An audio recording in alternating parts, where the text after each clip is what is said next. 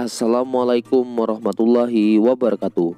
Selamat pagi anak-anak kelas 5. Hari ini kita akan melanjutkan kembali pembelajaran tema 2, udara bersih bagi kesehatan, subtema 2, pentingnya udara bersih bagi pernapasan, dan kita masuk ke pembelajaran kedua.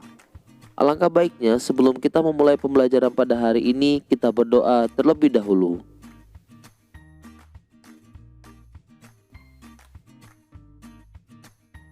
Pagi itu, udara terasa dingin. Di sebelah rumah Edo tinggal kakek Husin. Kakek Husin mengidap penyakit asma. Saat udara dingin, kakek Husin akan merasa kesulitan bernapas. Kakek Husin biasanya akan segera menyemprotkan obat di dalam botol spray. Obat itu disemprotkan ke dalam tenggorokannya. Tak lama setelah itu kakek Husin akan dapat bernapas lagi dengan lega. Baiklah anak-anak kelas 5, berdasarkan ilustrasi tersebut, kita mengetahui bahwa kakek Husin terkena penyakit asma. Tahukah kalian apa itu penyakit asma dan tentang penyakit asma? Untuk lebih mengetahuinya, mari kita lanjutkan pembelajaran kita hari ini. Penyakit asma. Asma merupakan penyakit penyumbatan saluran pernapasan yang disebabkan oleh alergi.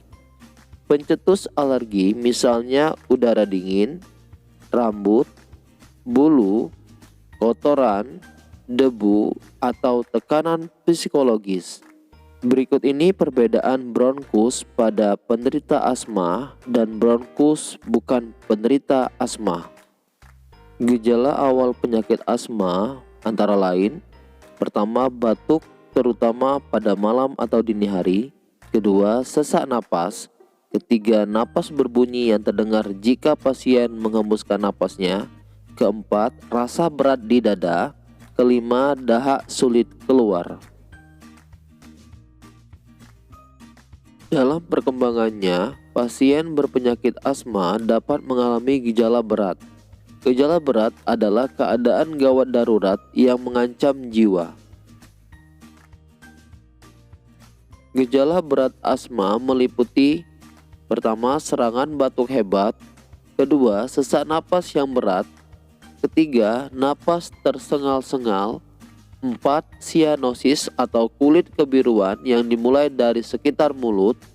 5. Sulit tidur atau posisi tidur yang nyaman adalah dalam keadaan duduk. Dan 6. Kesadaran menurun.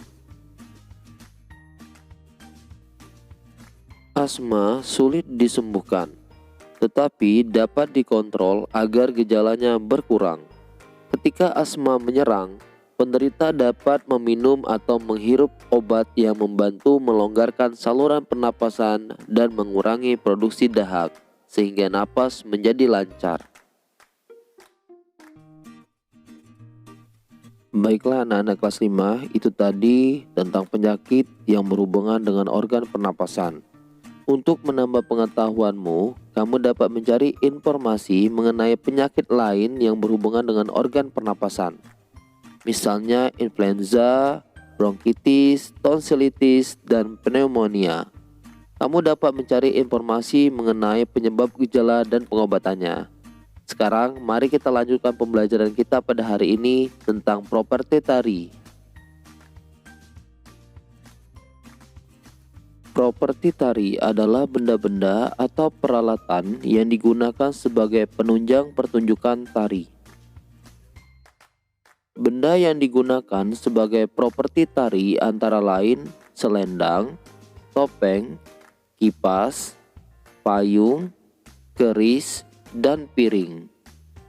Properti tari berfungsi untuk menambah nilai keindahan tarian yang dipertunjukkan dan sebagai media penyampai pesan dari tari yang ditampilkan. Dasar pemilihan properti tari antara lain: suatu alat yang akan dijadikan properti tari harus menggambarkan makna gerakan tari yang akan ditampilkan. Alat yang akan dijadikan properti tari harus mendukung tema tari yang akan ditampilkan. Properti yang digunakan tidak hilang kearifan lokalnya. Properti yang akan digunakan tidak boleh menghambat gerakan tari. Baiklah anak-anak kelas 5, kalian telah mengetahui pengertian properti tari dan dasar pemilihan properti tari. Sekarang, mari kita mengenal properti tari yang digunakan pada beberapa tari tradisional Indonesia. Tari Klono Topeng dari Cirebon, Jawa Barat menggunakan properti berupa topeng dan selendang atau sampur. Tari Piring dari Sumatera Barat menggunakan properti berupa piring.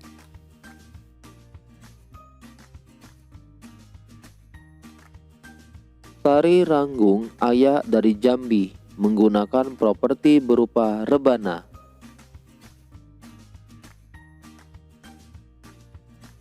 Tari Legong dari Bali menggunakan properti berupa kipas.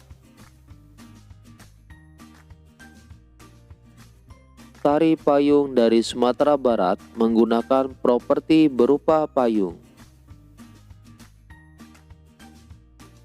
Baiklah anak-anak kelas 5, itu tadi penjelasan tema 2, udara bersih bagi kesehatan, subtema 2, pentingnya udara bersih bagi pernapasan di pembelajaran kedua. Bapak harap penjelasan Bapak pada pagi hari ini dapat membuat kalian mengerti. Bapak akhiri, Assalamualaikum warahmatullahi wabarakatuh. Selamat pagi.